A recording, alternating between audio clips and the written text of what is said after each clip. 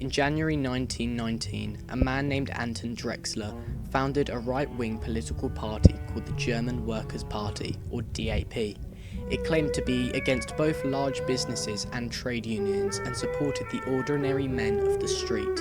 In September 1919, Hitler was ordered to go and overhear a DAP meeting taking place in a beer hall. Hitler was told by his superiors to remain low and undercover.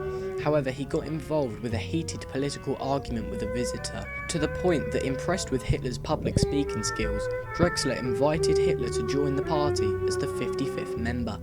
In February 1920, the DAP changed its name from the German Workers' Party to the National Socialist German Workers' Party, or NSDAP, or more fondly known as the Nazi Party. Hitler had left the army to work full-time in his new position as head of party propaganda. Propaganda is iconography, media, or information that promotes a certain and usually biased view, belief, or message. A really good example of propaganda was created by Hitler. A red banner with a white circle with a swastika inside of it is one of the most recognisable iconography of the Nazis to date. On the 11th of July 1921, Hitler got in an argument with the other leaders of the Nazi Party, Drexler included. Hitler wished to be the sole leader of the party, however Drexler would not give up his position. During his time in the Nazi Party, Hitler had made a strong reputation for himself. Many supporters saw Hitler as a more powerful influence and figure than Drexler, and Hitler knew this, so threatened to leave the party, declaring he would never rejoin unless he alone was made the leader. Knowing that the support of the party would vanish with Hitler's departure, Drexler held a vote on the 29th of July, electing Hitler as the Nazi Party's supreme leader. 5 days after his victory, on the 3rd of August, Hitler founded the SA, a brown-shirted political guard that would be used to protect public speakers, attack political enemies, but most of all, they were used as a public image of the party. Members of the public could join the cause and parade through the streets, symbolising the party's strength, determination, but most of all, discipline. The man who was in charge of the SA was called Ernst Röhm. Another early member was Hermann Göring, a former World War I fighter pilot and well-decorated war hero. Göring's fame and the Nazi Party's military-like style encouraged others, particularly ex-World War I servicemen, to join the Nazi regime, as it reminded them of army life.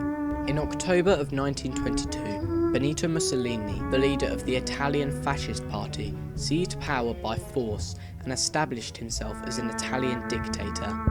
This proved to Hitler that disorder opened a chance for disciplined and determined organisations to take power and destroy all opposition to its rule. Hitler just had to wait for his time to strike.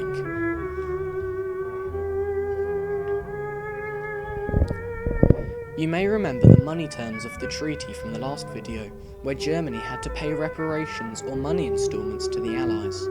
Germany paid her first set of instalments in 1921, but couldn't afford to pay the 1922 payment.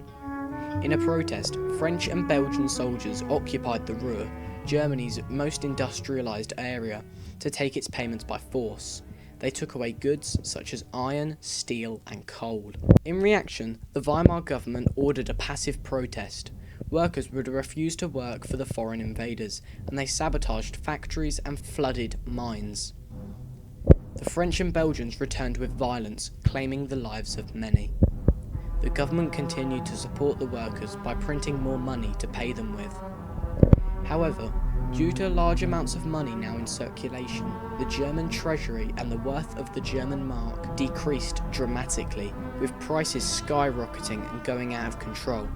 This got so bad to the point where the economy got to a stage where prices would double every day. This is what is known as hyperinflation.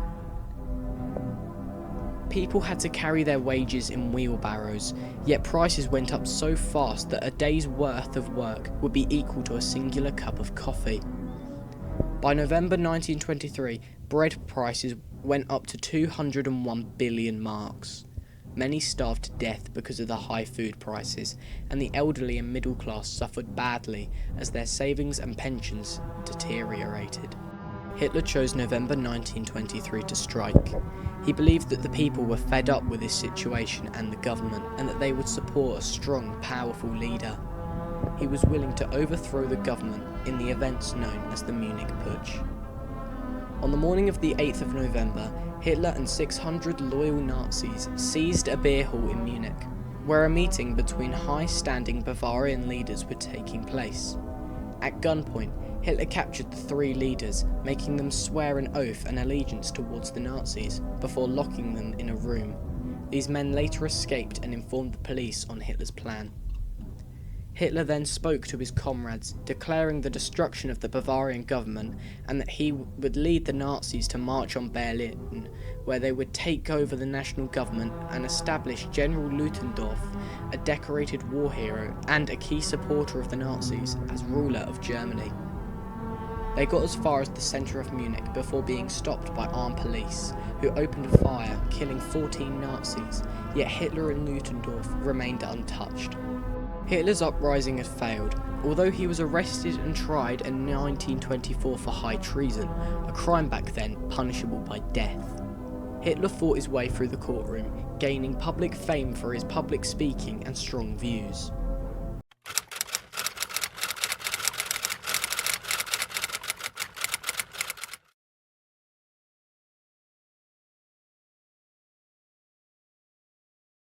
Hitler was found guilty and sentenced to 5 years imprisonment in Landsberg prison in Bavaria, of which he only served 9 months.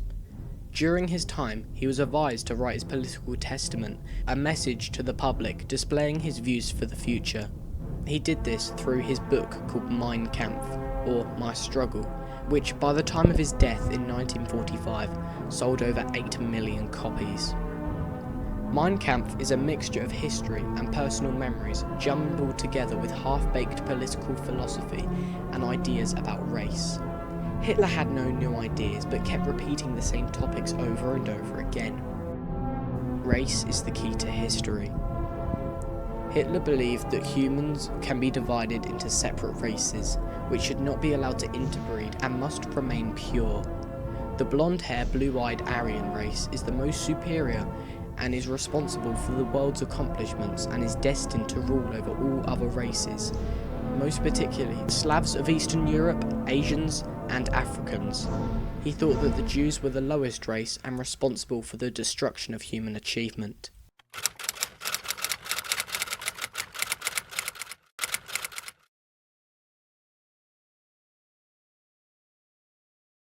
Germany's destiny is to rule the world. Germans are the purest type of Aryan, destined to destroy its internal enemies, such as the Democrats, Communists, and Jews who weaken it. Germany must expand its borders to bring all Germans in and conquer the Eastern Europe to provide Lebensraum, or living space, for its new people, where they can spread the ideas of the ideal Aryan race.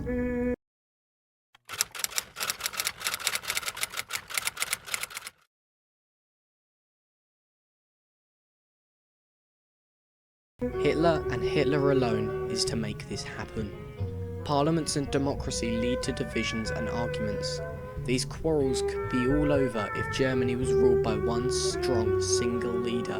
Hitler often suggests himself in the book as a leader, a position we all know he will eventually obtain. But how?